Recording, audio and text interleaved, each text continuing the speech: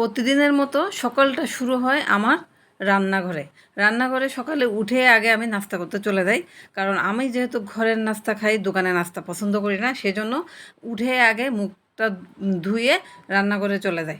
সকালে ঘুম থেকে উঠে আগে মেয়েকে নিয়ে স্কুলে চলে গেলাম। মেয়েকে নুডলস তৈরি করে খাইয়ে আমি স্কুল চলে গেছি। স্কুল থেকে এসে আমি আমার জন্য চা তৈরি করলাম, নাস্তা তৈরি করলাম। আমরা যেহেতু বাসায় ২ জন আছি, সেজন্য আমার দুজনের জন্য চা বানালাম আর হচ্ছে গরম গরম পরোটা। আমার ঘরের নাস্তা খেতে বরাবরই পছন্দ। দোকানের খাবার আমি খাই মাঝে মধ্যে। তারপরেও আমার দোকানের খাবারটা সকালবেলা খেলে পেটটা ভরে না। পেট ভরার জন্য আমাকে রুটি তৈরি করে খেতে হয়, সেটাও নিজের হাতে। আমার মানুষের কিছু সূচিবাই থাকে, এটা হচ্ছে আমার সবচেয়ে বড় সূচিবাই। আমি নিজের হাতে খাবার তৈরি না করা পর্যন্ত, ওই খাবার না খাওয়া পর্যন্ত আমার ক্ষুধা মিটে না। তো গল্প করতে করতে চাটা আর রুটি খাওয়া শেষ করলাম। চলে আসলাম রান্নাঘরে। মেয়েকে অলরেডি স্কুল থেকে নিয়ে চলে আসছি। ও স্টিকার বানানো নিয়ে ব্যস্ত। তো সবার আগে চুলাতে বসিয়ে দিলাম ভর্তার আইটেম।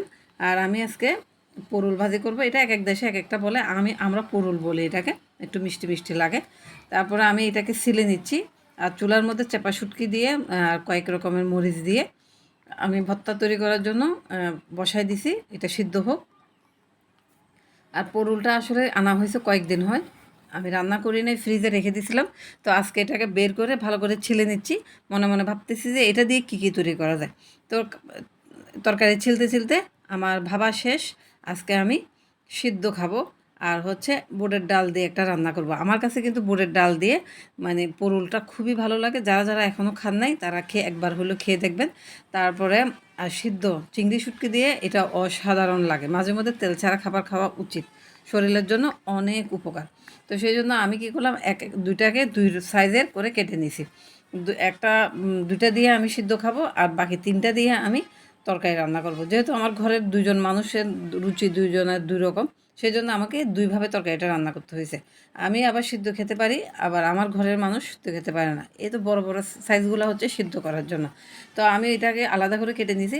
এদিকে আমার ভর্তার সম্পূর্ণ জিনিস রেডি হয়ে গেছে। এখানে পেঁয়াজ আছে, রসুন আছে, চাপা শুটকি আছে আর মরিচ আছে।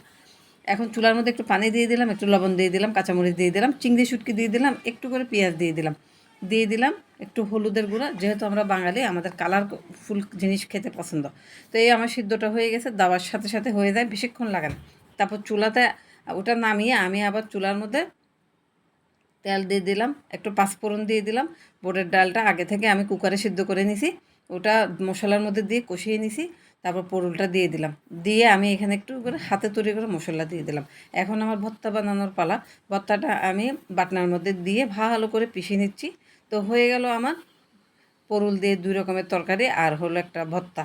তো যারা যারা ফেসবুক থেকে আমার ভিডিওটা দেখতেছেন তারা একটা ফলো দিয়ে নেবেন, যারা ইউটিউব থেকে আমার ভিডিওটা দেখতেছেন তারা একটা সাবস্ক্রাইবার করে নেবেন। তো আজকে এ পর্যন্তই, ভালো থাকবেন, আল্লাহ হাফেজ, বাই বাই, টাটা। এবং পরবর্তীতে যাতে এর চেয়ে ভালো ভিডিও নিয়ে আসতে পারি।